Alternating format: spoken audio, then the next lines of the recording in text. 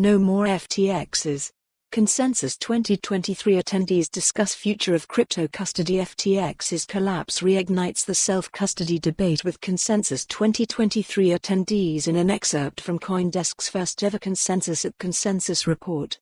After the implosion of FTX, the conversation about trusting centralized bodies with crypto keys returned to the limelight.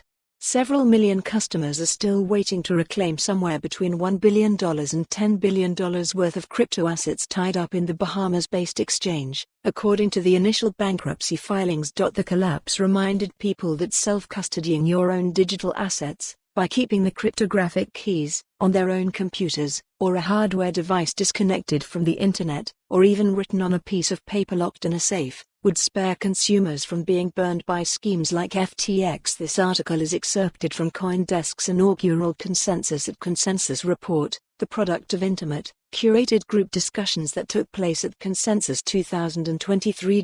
Crypto purists have long argued that self-custody is the only way to go and that having control over one's own keys avoids the perils of centralization.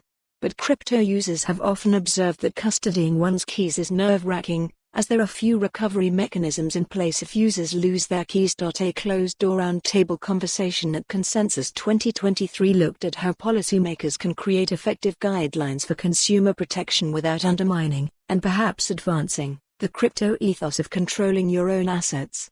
Participants hailed from a variety of backgrounds, from technology to regulation to business. The challenge is acute. Consider the responses to follow the URL for the full article. For more on this story, visit the news article link.